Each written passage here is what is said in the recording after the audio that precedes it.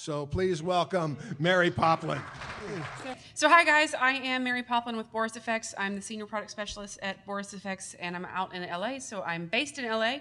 If you guys need me to come by your studio or anything like that and do some training, I am happy to do that. I'm happy to tell producers why our products will save you time and them money. So go ahead and email me at maryp@borisfx.com if you are interested in that. And let's talk about Silhouette.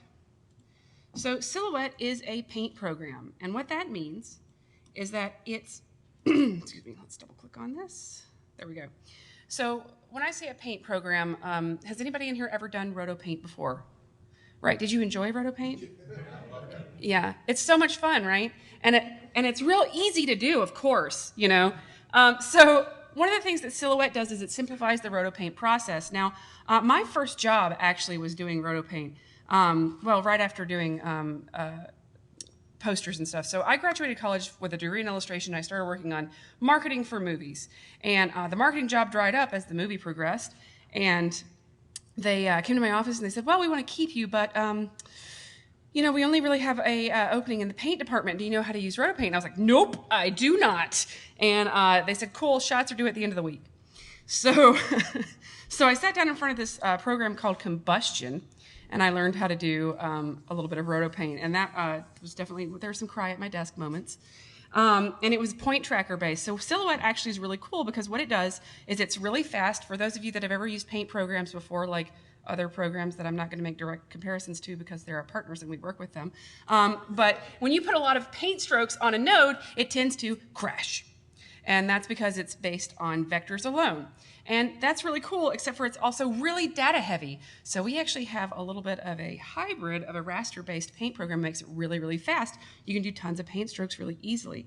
And I'm just going to quickly, because you guys are not really paint artists, I'm just going to scan through this really quick.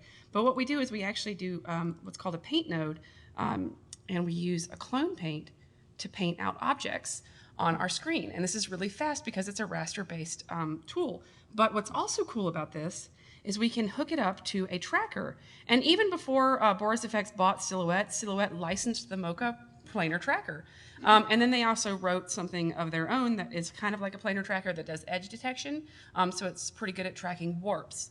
So all of these trackers are actually available, including just plain old point trackers if you need a vanilla point tracker. And you can take this, and because Silhouette is node-based, for those of you who use Resolve, this will look pretty familiar, or Fusion, or Nuke, or any other tool like that, you can just take your little node and link the yellow to the yellow because we're nice and color-coded. And that's where your tracker comes in. And then you can click on your paint node, and you can actually paint forward using match moving and just rebuild this. And we hit rebuild, and it'll start painting forward.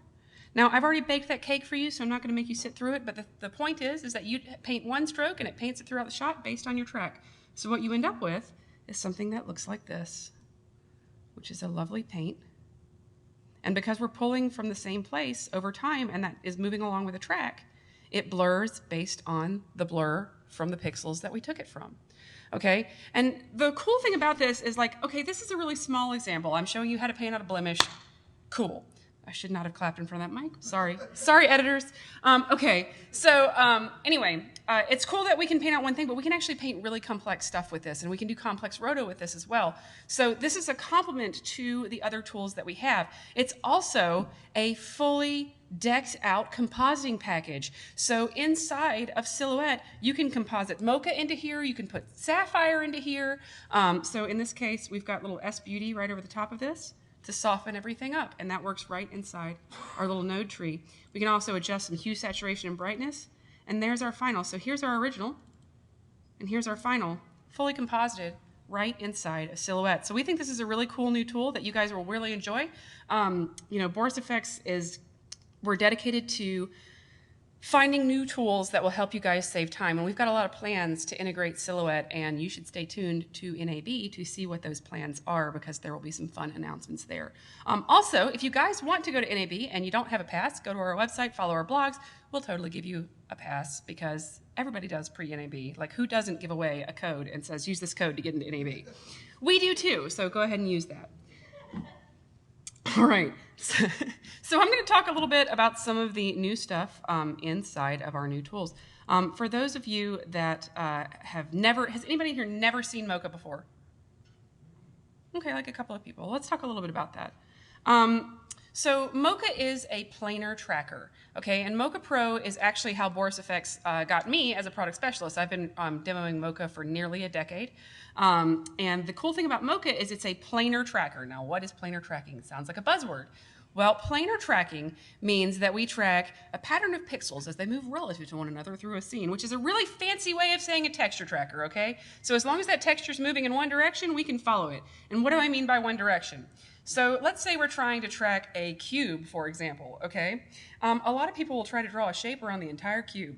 That's not going to be a good idea because the cube is actually multiplanar. That means when you're moving this way, this plane is not moving the same as this plane.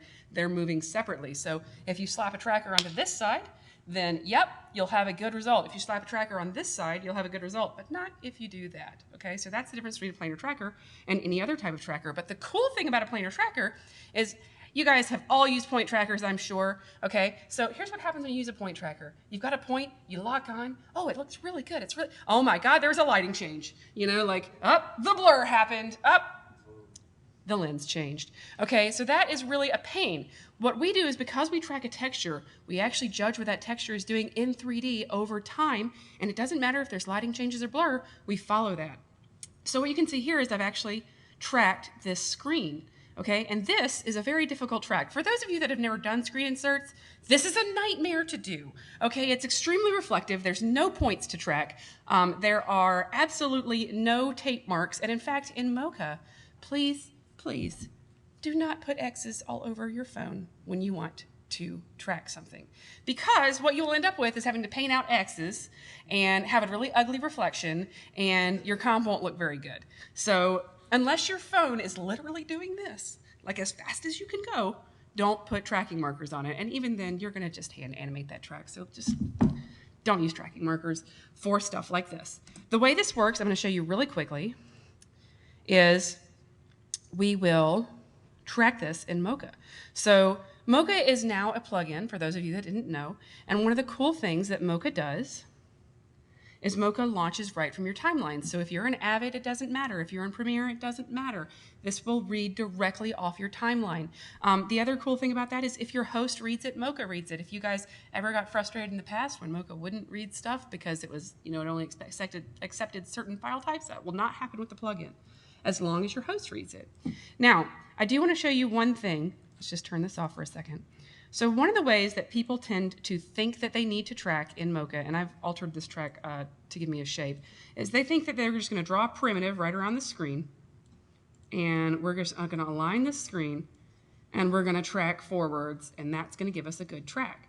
And that is actually not true, okay? Because when we're tracking this, we're actually tracking all of the reflections on this screen as well. And reflections are actually the movement of planes somewhere way over there. They're not the actual plane that we're trying to track. So we want to track this plane. So what do? Well, what we do is we come in here, we actually draw a secondary shape. Add to X-spline. And I'm just going to take this shape and I'm going to cut out the reflective parts of my screen.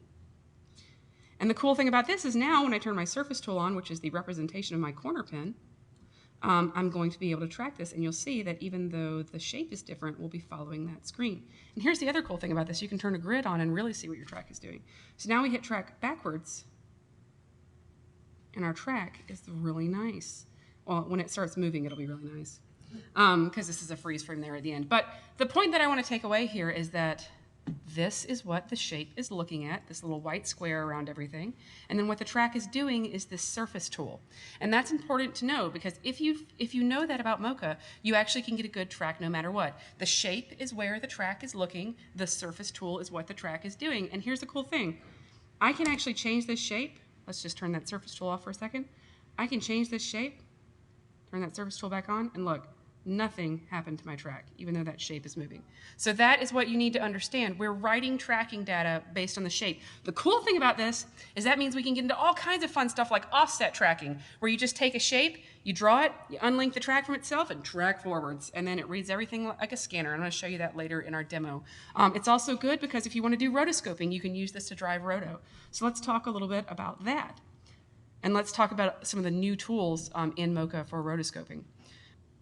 Okay, so if we want to do roto on this, what we can do is we can track and roto at the same time. So let's actually launch Mocha. And I'm going to talk a little bit about how to rotoscope in Mocha. I'm going to turn these shapes off for a second. And one of the new tools that we have inside of the new Mocha 2020 is this tool called the Magnetic Spline tool. You're going to really like this. If I want to roto her head, I'm going to take my Magnetic Spline tool, and I'm going to click, and Mocha is going to trace her face based on edges, like that. And then if I get to a point where like Mocha's not going to be able to see the edge really well, I can click and drag, and now I've just drawn a shape freehand. And the cool thing about this is once I'm done, it will make a roto shape for me, and I can use this as my roto shape going forwards. And that's really, really nice because I am a little lazy about rotoscoping. If you find you have too many points, you can always simplify this shape or whatever. Now we're going to go ahead and track forwards. When we rotoscope, one of the things that we want to do is we want to make sure that we're using translation, scale, rotation, shear, and perspective. We track 5 different things in Mocha. We're going to go ahead and hit perspective and go ahead and hit track. We're going to make sure we don't use perspective. Sorry. And the reason we don't use perspective is because sometimes with perspective, we can end up with some problems. And you see how Mocha is my roto assistant. It's not perfect about where that spline is supposed to go. That's because it's following her face, and it's following the texture of her face. Her face is a very multiplanar object, okay? But what I can do is I can start to correct these over time. So I can grab all of my shapes and move them, or I can, shift them, or I can move them in perspective, just like this, okay? Or I can come in here and I can take my magnetic tool, and I can hit Control S, and it will snap. So if it's over here, I can snap it to that. Like if we need to snap to the edge, we can take a point and we can hit Alt S, and it snaps. Okay, so that's part of our magnetic tool as well, and that's new in Mocha 2020. So when you're doing a lot of roto, this saves you a ton of time. So, and notice what Mocha does is it tweens between those two shapes. So now a lot of what was off about my shape, if I just correct it a little bit, I've made 3 keyframes, and already I've got a pretty good roto of her head. Now, what's nice about this is, I'll tell this story.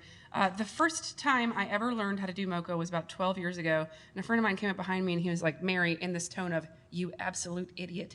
Why aren't you using Mocha to roto this shot on a shot I'd been rotoing for a day and a half?" And it was boats, shot from another boat, so it was all rigid bodies. He sat down and he rotoed my shot in about 15 minutes. I'd been literally working on it for a day and a half. And I like put my head on my desk and I was like, "Thank you. I appreciate it. I need you to go away for a minute. Like, I'm gonna come find you and properly thank you as soon as I absorbed that and processed." And then I started using Mocha for everything. And the thing about Mocha is because the tracker is so good and everything in Mocha is based off the tracker, it saves you tons of time. So if you're a newbie on visual effects, it gives you the ability to do things that not newbies can do, things like gurus, people who do paint work, okay? And if you are a actual like experienced compositor, it doubles your workflow. So I definitely cannot recommend using Mocha enough.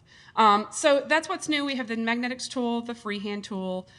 We have this, and also if you're doing a bunch of color correction, as I heard people talk about color earlier, we have this other tool, right? It's called the area brush tool.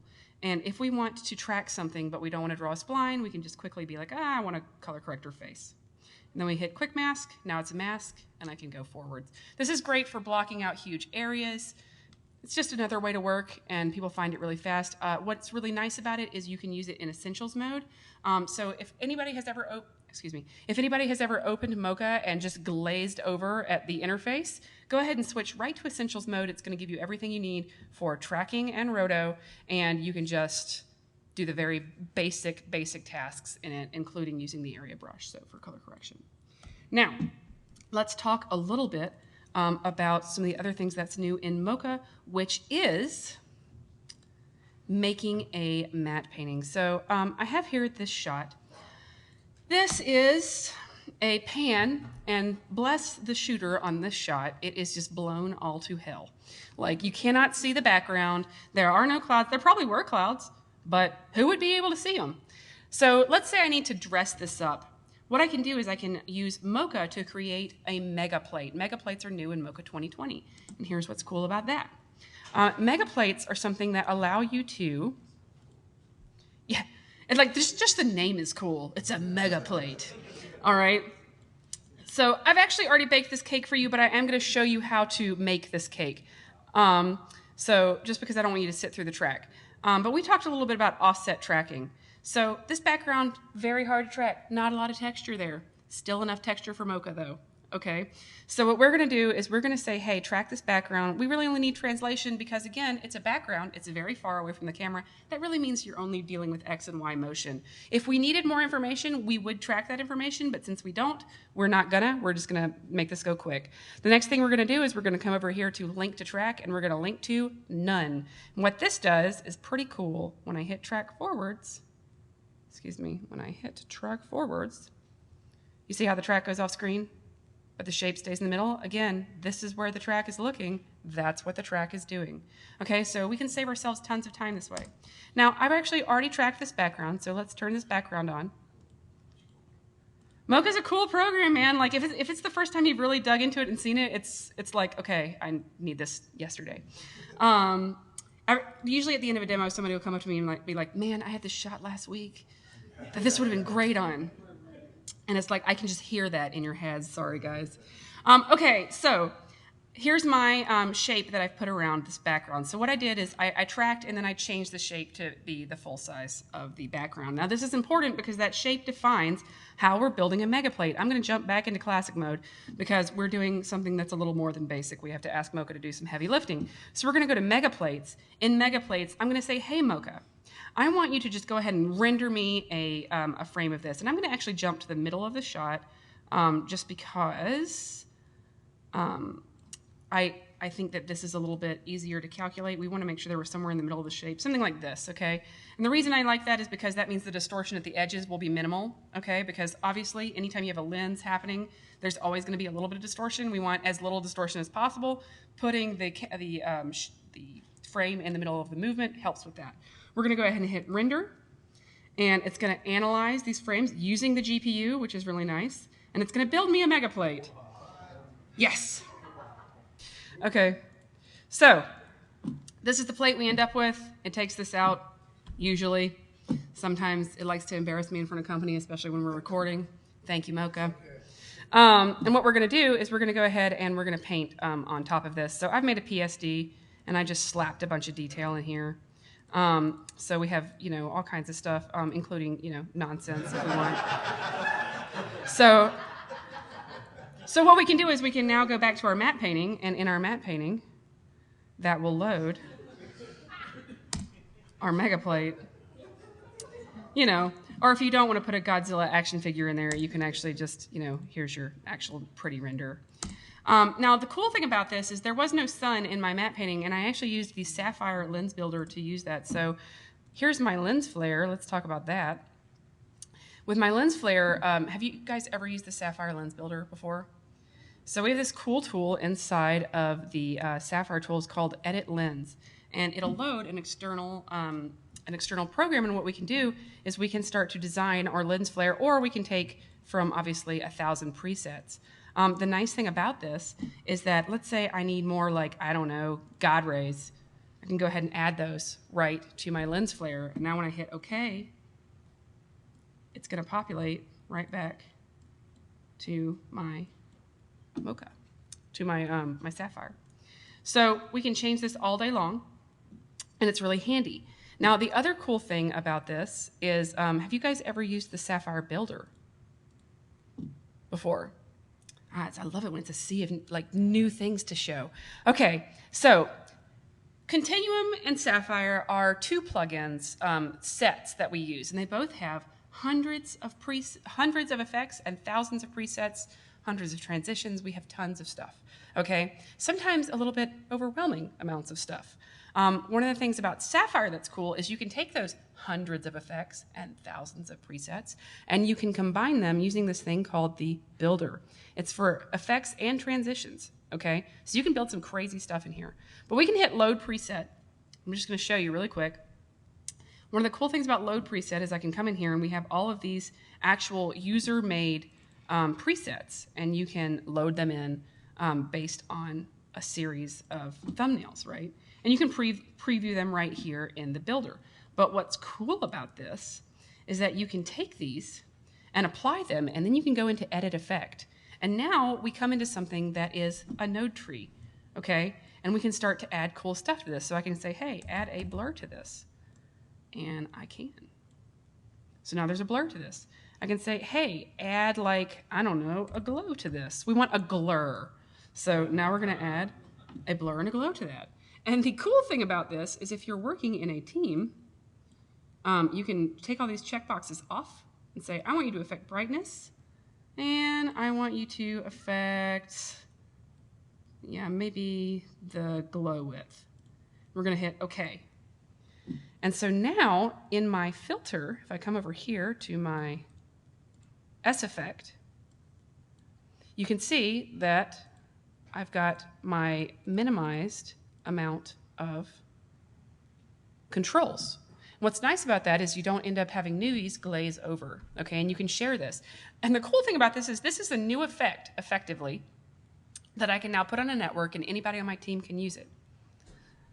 So if you have like a show and these are presets for your show, you can say like, you know, this is Survivor season 8 million, you know, title sequence glur, okay? Or you can be like Naked and Afraid, censor bar, you know, like something like that. And you can just save it over and over and over again.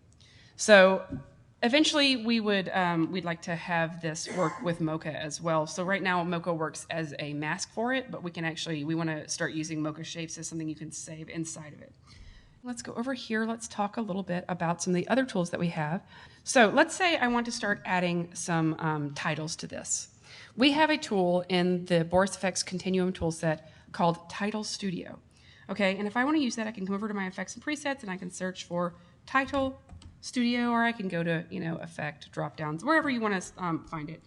BCC Title Studio, we're going to drag and drop this right onto our effect. Okay, and so now what we have is we have this very ugly title that we don't like at all. Okay, but if we hit load the effects browser, we're going to have a ton of options for titles. And here's the cool thing about this. All of these work right inside of your edit, like an Avid that doesn't really, going forward, have a whole lot of titles to work with, okay? You can start to do a crawl in this based on text if you want. And we have tons of 3D and 2D presets. So, you know, if you want something that's like a 3D object with glows, we got that too. It's got its own renderer and it renders right back to your timeline. So, you know, you want to do a Star Wars crawl, no problem. We got you covered. Okay, if you want to do a title sequence that's a normal plain old vanilla title sequence, obviously we have that too. Load in a text file and you're done. All right, this is extremely handy. Like I was hearing earlier about a title sequence that took quite a long time, and you don't want that to happen at all. So, not that I'm staring right at you. Okay, so we want to use something like this for tools like that. Just go ahead and spend the money and get it. And if you're a student, it's free. So just go ahead and email our sales team with your student ID and your student email, and you can play with our licenses to your heart's content. We just ask that you not use them on professional projects. If you get paid, pay us, please. We got to pay our devs, and I got to eat. So now let's talk about one more thing that I want to talk about other than Title Studio, which is particle illusion. So last year we acquired this thing called particle illusion, and I'm showing you a smattering, guys, because like I said, hundreds of effects, thousands of presets. This is a lot to cover. We have 4 different products. So let's talk a little bit about particle illusion. Let's just come over here to my effects and presets and type in particle because I don't want to search, only spelled right, thank you, not part. Okay, particle illusion. So let's go to BCC, particle illusion, drag and drop it right here onto our screen. And let's talk about what that does. When you download Particle Illusion, if you want to play with it, make sure you go back to our website and download the library that comes with it, because it comes with, you guessed it, tons of presets, okay? Because we like to make sure that you guys are saving yourselves time. So let's go to Launch Particle Illusion, not the effects browser. So inside of the Particle Illusion browser, we have a ton of ways to view our shots. So let's say I want to add, I don't know, like fairy stuff. Do I have fairy in here? I do. Okay, we got fairy folk. Let's go ahead and add those to the scene. What you can see, so we have all of these fairies going all over our scene. Okay, what I can do is I can just simply apply this to my shot. And we can go ahead and play that. And we'll have fairies branch out everywhere. Okay, but that's kind of weird because they don't track with my scene. What can I do about that? Mocha. Right? Could it be Mocha? Yeah, could it be Mocha? So when Boris FX purchased Mocha, they just went ahead and dropped it into everything. They were like, that's a tracker. We need a tracker in everything. We need masking and everything. Mocha's inside the Pixel Chooser too, inside of the Continuum tools. So the Pixel Chooser is actually a really advanced keyer, and you can use Mocha shapes to refine that keyer so that you can get just really, really awesome keys. Or you can use it inside of Chroma Key Studio and do outside and inside shapes so that you can get rid of the garbage that the set dressers just felt necessary to leave in the shot. So, or the AV guys felt like needed to be left on the ground. So we're going to show you how we track this. So inside of this, I can use it for clouds. I can use it for fire, which is pretty common, you know, things like gun hits, if you're, you know, working on those types of movies. This kind of thing is really, really valuable. And the last thing I kind of want to show you guys really quickly is I want to show you a stabilization. So for those of you that are working with stabilize, for those of you that are working with, let's go over here and let's go to stabilization, roto, insert, solver, stabilize. Okay. So we have this problem usually when we're using things like point trackers to stabilize a shot. I was talking earlier about boats shot from another boat. Yeah, this is a camera on the boat, so that's cool. That's not going to make anyone vomit when they watch it. No problem. Okay, so what we're going to do is we're going to take this shot and we're going to stabilize it. And because we don't have a lot of time left, I am going to show you a pre-baked track. So this cake has been baked for you, but suffice to say, it tracks. So let's go to our stabilize, launch it. What we've done is we've tracked this background. I'll turn my shape on so you can see. And you can see that indeed, verily, that is tracked, okay? So everything in Mocha is based off the tracker. So if your track's not good, neither will your results be. So make sure that you take the time to nail down the track before you do anything. Now what we're gonna do, we're gonna go to stabilize. This is going to be just depressingly easy, guys. I'm going to find like a frame that I like. I'm going to hit stabilize all motion with maximum smoothing, turn my overlays off, and there's my stabilize based on my track. All right, so because we're a planar tracker, we lock onto data even when you have nasty, messy artifacts from the sensor being moved too fast. And we actually do have those in this shot. So I actually don't recommend locking this shot down. What I recommend doing is instead of doing maximum smoothing, smooth every 5 frames. So now we're going to get a much steadier shot, but the blur that happens when the camera moves will make more sense. Okay? Now let's say I'm lazy or I'm an avid and I want to crop this automatically. I go center, zoom, and apply the crop. And now I got no black borders and I have a lovely stabilize that I can render right back to my timeline. So you can really do a lot of stuff with Mocha. You can do removes with Mocha. I'm not going to show a remove tonight because, you know, I think we're running out of time.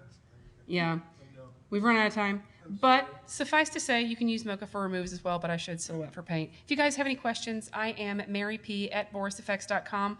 Thanks so much, and have a wonderful day.